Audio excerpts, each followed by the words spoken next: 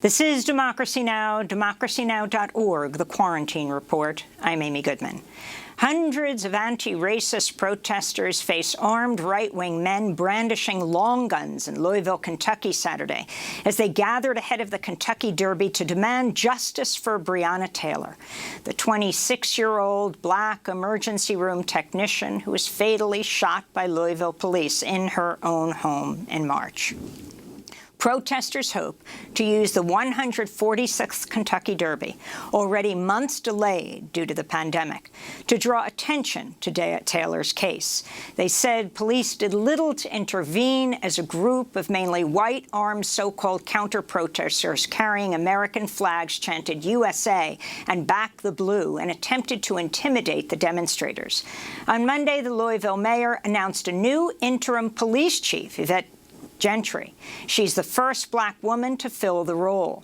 This comes as more than 1,200 new photos of the crime scene at the Louisville apartment where police shot and killed Breonna Taylor show a scene of chaos that unfolded on March 13th, when plainclothes police officers using a no-knock search warrant broke down Breonna Taylor's door, supposedly in search of drugs. Taylor was in bed with her boyfriend, Kenneth Walker, who reached for his gun and fired a shot, thinking there was an intruder in the apartment. 3 officers then opened fire, hitting Breonna Taylor 5 times. The crime scene photos show bullet holes and pieces of bullets in every room of the apartment and in 2 adjacent apartments. One of the officers, Brett Hankinson, was fired in June for shooting blindly from outside of the apartment, including through a covered patio window and door into Breonna's bedroom. The other 2 officers, Jonathan Mattingly and Miles Cosgrove, are on administrative leave. But none of the officers who killed Breonna Taylor have been charged. On Friday, the New York Times released a documentary about Breonna Taylor's life and death. It's called The Killing of Breonna Taylor. This is the film's trailer. The last thing she said was, "Turn off the TV." The next thing I remember is a loud bang at the door. 911, where's their emergency?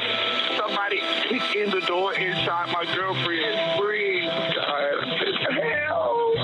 No one ever told me really what happened. I didn't find out that she was shot by a police officer till I saw it on the news. She had a very inviting personality. She always had like a problem solver attitude. The media tried to assassinate Breonna's character. We can't keep quiet. Immediately there were red flags. There were bullet holes everywhere. It was a war zone in there. Once the shooting occurred, they never searched the apartment any further. Justice needs to be rendered. The question is, will that happen? It has to stop. That's the trailer for The Killing of Breonna Taylor. It's airing on FX and FX on Hulu. Well, for more, we go to Newburgh, New York, where we're joined by the film's director and producer, Yoruba Richen. She's the director of the documentary program at the Graduate School of Journalism at CUNY. We welcome you back to Democracy Now! It's great to have you with us, Yoruba. Can you talk about this 6 months after the killing of Breonna Taylor? Take us through what has happened, but start with what we know about that fateful night. Thank you, Amy. It's great to be here again and to see you and to be on the show. What we know about that night is that there were 5 no-knock warrants that the Louisville Metro Police Department, LMPD, were able to obtain. 5 warrants on different apartments, one of who was Breonna Taylor's ex-boyfriend, Jamarcus Glover, and one of which was on Breonna Taylor's apartment. They were able to obtain these warrants because they say they had evidence that showed that Breonna was seen at Jamarcus Glover's house in January and sometime in February, that Jamarcus had used her address as his address And they said that was the reason they gave for thinking that there may be drugs or money at Breonna's apartment. Now, the lawyers and Breonna's family say that that was not up-to-date information, and that in fact, in order to obtain these warrants, you need to have very up-to-date information in the last 42 or 78 hours. And the last time, apparently that they had updated this information was in February, and the events occurred March 13th. So there's an issue with whether these warrants were valid. We know that the warrant at Breonna's house was not executed correctly because she ended up dead. The way that there's questions about how they were executed, if the police announced themselves loud enough. The police say that they did announce themselves as they were breaking into the apartment. Kenneth Walker, her boyfriend, who was the survivor of that night, says he didn't hear them. And as a legal licensed gun owner, as they were breaking into his apartment, he shot one shot because he thought they were being broken into. He didn't know what was happening. So, and then obviously the barrage of shots, and Breonna was killed. And then after that, Kenny was taken into custody immediately. And we have harrowing video from the neighbor you see in the film of him being taken into custody and being, saying that he didn't know what happened. We thought they were lying. They were in bed, when they heard these, heard the doors being, banged on. And he ended up spending 2 weeks in jail until he was let out of jail. He didn't know what happened. He found out on the news what happened to his girlfriend when he was in prison. Meanwhile, Tamika Palmer, Breonna's mother, had gotten a call from Kenny that night as these events were happening. She ended up rushing down to Breonna's apartment. She doesn't live far to the apartment complex. She was told by the officers, by the police there, to go to the hospital when, no one was at the hospital. So unclear why they told her to do that. She waited there. The hospital for a couple hours. The hospital told her that, there's no one that has, that no one has been, that Breonna was not there. Then she went back and waited to the apartment complex, waited a few more hours, and then finally, was told that Breonna was still in the apartment. And so she knew that she had passed away, that she was dead when she found that out. And she did not know that police had shot her until the next day on the news. She was not given this information. So I wanted to go back, Yoruba, with Kenneth Walker, her boyfriend. I mean, he takes his legal weapon. They're in bed. Their house is broken into, and he fires a shot. He then calls the police himself. That 911 call we heard, he's calling the police to ask for help for an intruder. Absolutely. He's called the police himself. He had previously called, as I said, Tamika and his Breonna's mom and his own mom, and then he called the police. And it's right in the call. You hear what he's saying. He's saying he doesn't know what's happening. Someone shot his girlfriend, and he's crying. I want to go to a longer version of that clip, that 911 call that Kenneth Walker makes to the police that night. I don't know what's happening. Somebody kicked in the door and shot my girlfriend. Breathe. Oh my You said 26. Where was she shot at? I don't know. She's on the ground right now. I don't know. Help! Oh my God! Yes, help! What's your name, sir? Is she alert and able to talk to you? No. Yoruba Richen. I mean, it's absolutely. I think you hear you hear it all in his voice. He doesn't know what's happened. Breonna is shot on the floor.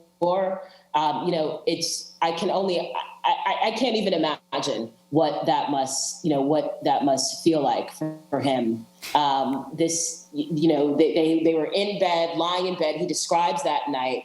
They hear the breaking in of the door. They get dressed, really as quickly as possible. Breonna's screaming out, "Who is it? Who is it?" Kenneth said, "There's no answer."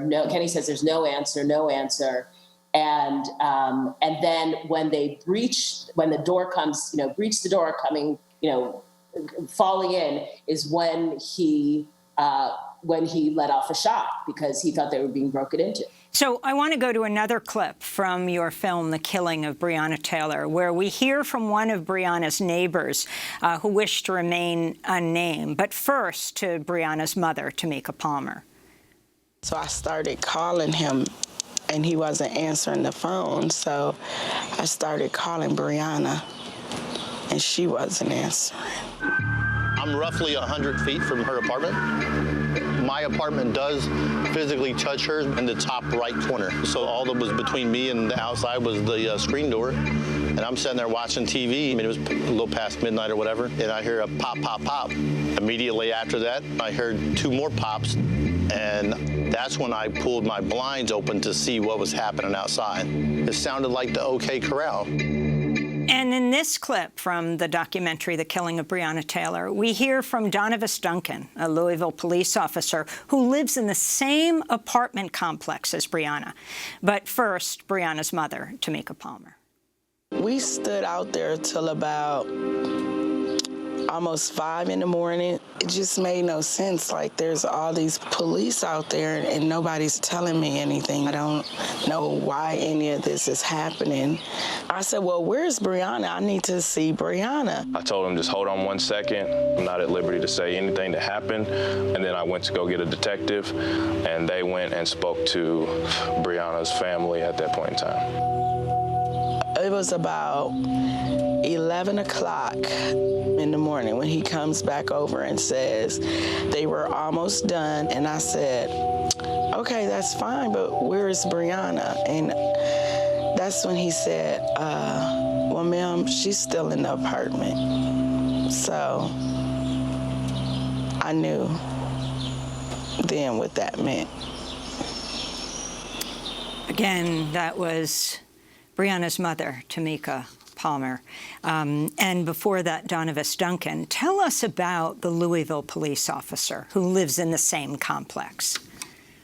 Well, Officer Duncan, he lives in the complex that Breonna lived in, and he does security there. So it's kind of like his second job. So he didn't know the events, what was going on until he got a call until he was notified. And then he went down there to see what's going on. So he was in the dark as well. And he was really just trying to help the process along, I guess, in terms of, separating the public from what was happening around Breonna's apartment. So it's 6 months ago this week that Breonna was killed.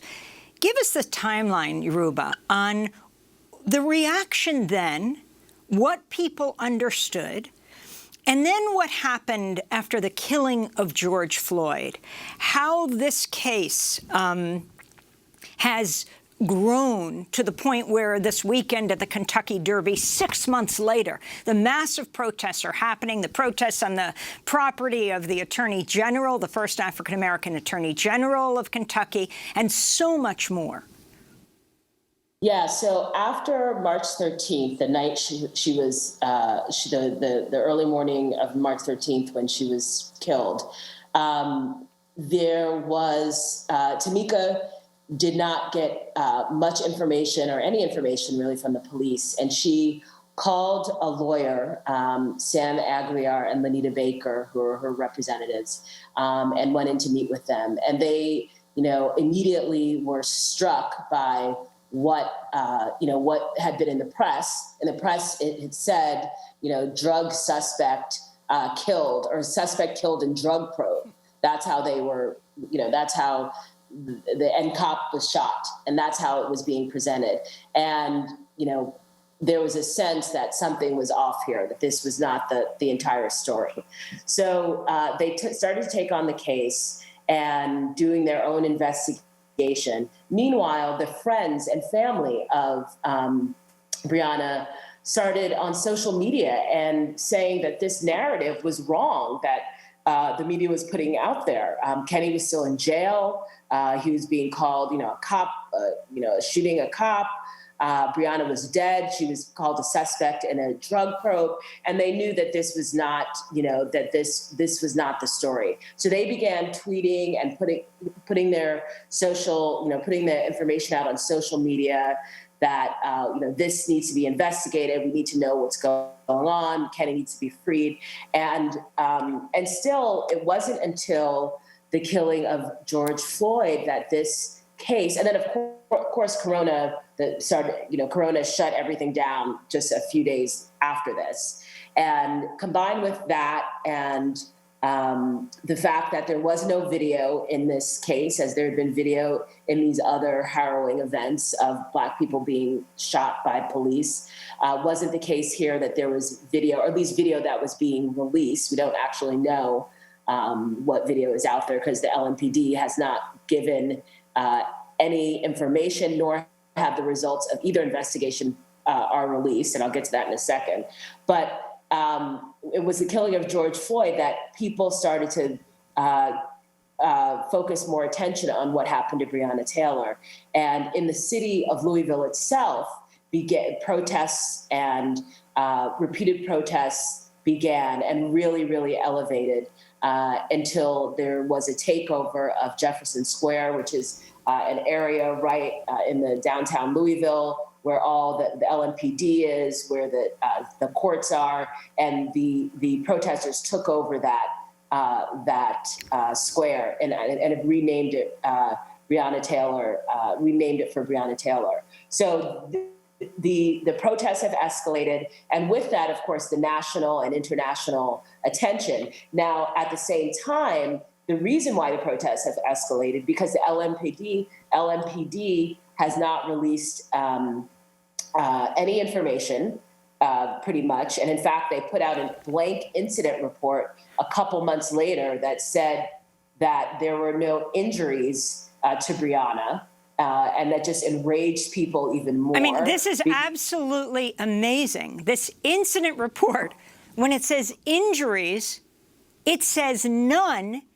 When it says, was force used to enter the apartment, it says none. When, of course, they used a battering ram. And, of course, Breonna Taylor was shot multiple times. It's an outrage. I mean, what else can you say? And it fueled the anger of the community, rightly so. And meanwhile, the LMPD again has said nothing. At that point, Hankinson, one of the officers, was fired, but that took a few months for that to happen. And the other officers are still employed by the LMPD. Also, the investigation. So there are two investigations that are going on that people are waiting for. The Attorney General, Daniel Cameron, who you mentioned, he it's an independent investigation that was turned over to his office. And then the FBI has been investigating as well. And the Attorney General are investigating, the investigation in his office are looking at the events that happened that night. We know he's given no timeline of when those results will be released. We found out a big thing that folks were waiting for, that we were told that people were waiting, that the investigation was waiting for, is the ballistics report, which will show which bullets hit Breonna. So that's still unknown. And that's part of the reason. That's the reason why no officers have been charged, because they do not know the ballistics report has to tell them which bullets hit Breonna. We found out, I believe, the beginning of last week, that those ballistics reports has been released. They're in the AG's hands, but yet still no timeline on when the results will be released. So let's talk about Hankinson for a minute, because you go deeply into his record, and to say the least, you flesh it out. Hankinson is the one who shot in from outside the apartment through a window, and he's the one who's fired for firing blindly. Exactly. But after Breonna's death, a woman saw the names of the officers and said, my God, that's the guy who went after me, who assaulted me, sexually harassed me. Explain Hankinson's record now that's coming out more and more as one woman after another comes out. Yes, so Hankinson has a record previous to this of charges, an excessive force, and different charges filed in his police record, and none of that, all of those have been either cleared or dismissed. So there's that. Then, as you mentioned, when this case started getting attention, a young woman who we interviewed in the film wrote on Facebook about her encounter with Hankinson at a bar where he does security, and asked her if she wanted to ride home late at night, and she said yes. He was an officer. In his uniform, he picks her up. She was walking home from the bar about 10 minutes away, and he pulled over, said, you want me to give you a ride home? Exactly. And she gets in the car. She says immediately he starts rubbing her leg, calling her baby. She started getting really scared. She knew this was wrong. And when she gets out, when she gets to her house, she flies out of the car and, tries to get away from him as quickly as possible. She texts her friend that night that this would happen, and that he was an officer, and this what she says, creepy cop did to her. And her friend immediately files a report on the portal of the LMPD about what happened, and no response. Then, as this case comes to light, Emily tells her boyfriend that that's the same cop. He calls the LMPD and tries to file a complaint, nothing. So she posts it on Facebook. She posts what's happened to her on Facebook, and she starts getting all of these other women coming forward, a few other women coming forward and saying they had similar encounters with her, with Hankinson. One, similar sexual misconduct encounters with Hankinson, and two of the women, Emily and a woman named Margot Borders, have talked to the FBI in their investigation of this case. Now you have most recently prosecutors reportedly offering Breonna Taylor's ex-boyfriend a plea deal if he names Breonna as a member of an alleged organized crime syndicate in return for leniency on drug charges. This is Jamarcus Glover, who turned down the plea deal. Prosecutors now deny naming Breonna as a co-defendant in his case. He was facing something like 10 years and he would get out.